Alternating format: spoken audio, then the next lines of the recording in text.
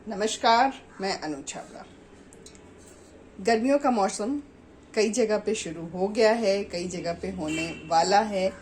तो संतरे, मौसमी ऐसी चीज़ों को हमने कंज्यूम करना शुरू कर दिया है। तो अगर बात करें कि गर्मियों से राहत पाने के लिए हमने सिट्रस फ्रूट्स खाना तो शुरू कर दिया है, पर उनके जो छिलके बच रहे हैं उनका हम क्या कर रहे हैं? कंपोस्टिंग कर रहे हैं। जबकि सिट्रस फ्रूट्स के पील्स को कंपोस्ट होने में समय थोड़ा ज़्यादा लगता है। अगर आप वर्मी कंपोस्टिंग करते हैं तो आप उसमें इन्हें नहीं डाल सकते। नॉर्मल कंपोस्टिंग में अगर डालते हैं तो उन्हें की कंपोस्टिंग की प्रोसेस थोड़ी धीमी हो जाती है। तो फिर क्या करें? बाहर फेंक दें? नहीं। मैंने एक पहले भी वीडियो बनाई है, अगर आपने नहीं देखी है तो देख लीजिए। सबसे पहली बनाइए कि अगर हमारे पास ऑरेंज पील है या मौसमी के छिलके हैं, नींबू के छिलके हैं, तो उससे बायो एंजाइम बनाएं। इसे बनाने में थोड़ा समय लगता है, पर अगर एक बार ये आपकी चीज़ बन गई तो आपके पास एक तरह से रामबाण तैयार हो जाएगा आपके पौधों की ओवरऑल ग्रोथ जिसे कहते हैं, उसे करने के लिए, फ्लावरिंग के लिए, फ्रूटिंग के लिए, फूलों का रंग अच्छा आने के लिए। तो बाकी सारी डिटेल मैंने उस वीडियो में डाली हुई है, तो आप देख सकते हैं। तो ये हो गया बायो एंजाइम। इसके अलावा हम इन छिलकों का कैसे यूज़ कर सकते हैं? अब बायो एंजाइम जैसा मैंने बताया कि उसे बनाने में करीबन 2.5 से 3 महीने लग जाते हैं। तो कितना बायो एंजाइम हम बनाएंगे, कितने पील्स इकट्ठे करेंगे, तो वो भी एक थोड़ी परेशानी हो जाती है। तो अगर आपके पास ज़्यादा छिलके हैं तो बेस्ट है कि आप उन्हें इस तरह धूप में सुखा लें। अच्छी तरह सुखाने के बाद उसका क्या क्या इस्तेमाल हो सकता है, जो मैं अपने गार्डन और घर में करती हूँ, वो आपको बताती हूँ।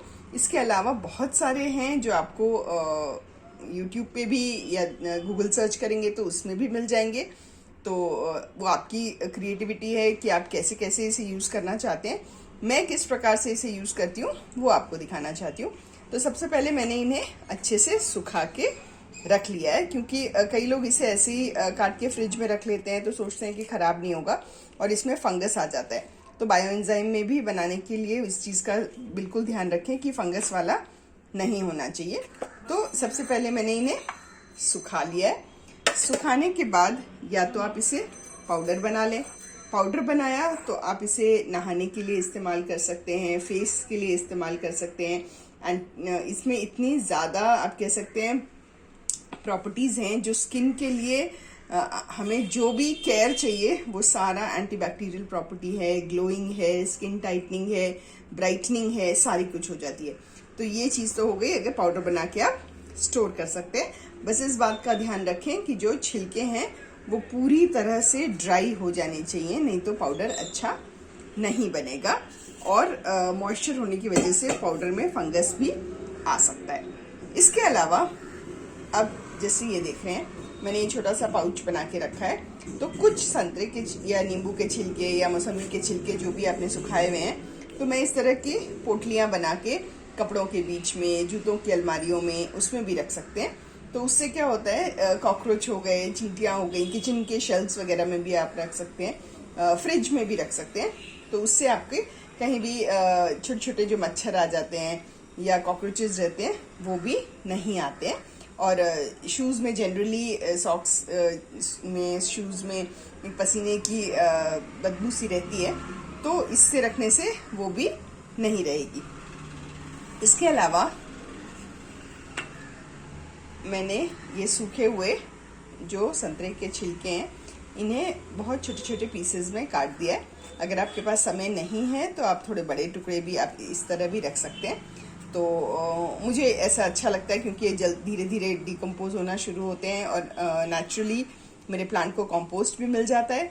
और इनके अरोमा की वजह से मेरे प्लांट को पेस्ट से काफ़ी हद तक बचाया जा सकता है, क्योंकि इसकी स्ट्रॉन्ग स्मेल, सिट्रस स्मेल की वजह से काफ़ी सारे पेस्ट अटैक भी प्लांट को नहीं होते हैं। और एक और फ़ायदा इसका ये है कि गर्मियों का मौसम है तो मल्चिंग का भी काम करता है और एक रेगुलर मेथड में ये डिकम्पोज जब जब हम पानी देंगे धीरे धीरे ये डिकम्पोज होना शुरू हो जाएगा। जिससे हमारे प्लांट को एक नेचुरल फर्टिलाइजर ऑर्गेनिक जो पूरी तरह से है, और इतने ज़्यादा उसमें फ़ायदे हैं कि हमारे प्लांट को मुझे नहीं लगता है कि इसके अलावा कुछ और देने की भी ज़रूरत पड़ सकती है। पेस्ट से तो पूरी तरह से उसका कंट्रोल हो जाता है। इसके अलावा अगर हेल्थ की बात करें तो मैं एक और तरीके से इसे यूज़ करती हूँ। पानी लेके उसमें 1 या 2 स्ट्रैंड्स संतरे के डाले हैं और एक छोटा सा लौंग डाला है। उसे करीबन 5 मिनट के लिए उबाल के छान लें, और इसमें आप अगर चाहते हैं तो हनी या शहद ऐड करें, या ब्राउन शुगर, या बिना उसके भी ले सकते हैं। तो अगर उसे डाला है तो ठंडा, कई लोग इसे कोल्ड ऑरेंज टी के तरह भी पीते हैं, तो आप आइस क्यूब डाल सकते हैं। अगर मुझे गर्म पसंद है तो मैं वैसे पीती हूँ।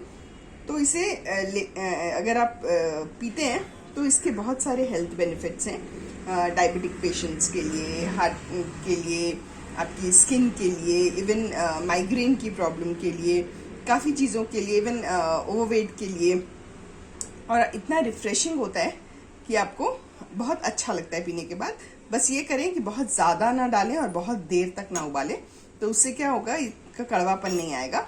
और जब हम उसमें थोड़ी सी लौंग या फ्लेवर डालने के लिए आप तुलसी के पत्ते डाल सकते हैं, या सिनेमन दालचीनी की स्टिक थोड़ी सी डाल सकते हैं, इसे और फ्लेवरफुल बनाने के लिए। और दिन में एक बार अगर इसे थोड़ा इतना छोटा सा कप भी अगर एक बार लेते हैं तो आपको इसके फ़ायदे धीरे धीरे समझ में आएंगे।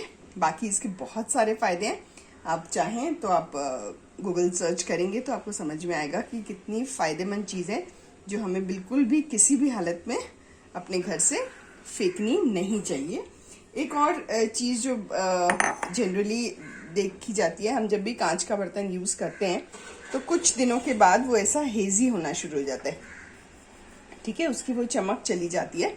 तो अगर आपने संतरे के छिलके इस तरह से रखे हुए हैं तो उसे हल्का सा साबुन लगा के या हल्का सा मॉइस्ट करके अगर उसे रब करेंगे तो धीरे धीरे इसका जो स्मज हो गया है, ऐसे जो फेडेड सा बोल सकते हैं आप, तो फ्रॉस्टिंग जैसा, तो वो भी हट जाएगा और आपका जो बोल है वो पूरा क्रिस्टल क्लियर हो जाएगा, साफ हो जाएगा। इसके अलावा भी कांच के दूसरे बर्तन भी हैं, अगर उसमें भी आप इसे इस्तेमाल करें तो एक अलग सी फ्रेग्रेंस रहेगी बर्तनों में। तो ओवरऑल यही कहना चाहूँगी कि संतरे अपनी हेल्थ के लिए ज़रूर खाएं, जूस पिए चाहे खाएं, पर उनके छिलकों को ना फेंकें।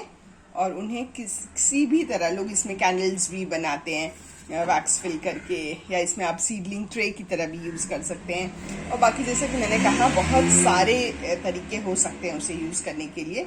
ये आपके ऊपर है, आप उसे कैसे इस्तेमाल करना चाहते हैं, पर बहुत फ़ायदेमंद चीज़ है कंज्यूम करने के लिए भी और घर के लिए भी, गार्डन के लिए भी। तो मुझे नहीं लगता है कि किसी भी हालत में इसे हमारे घर से बाहर जाना चाहिए। तो आशा करती हूँ ये वीडियो आपको पसंद आई होगी। Thank you.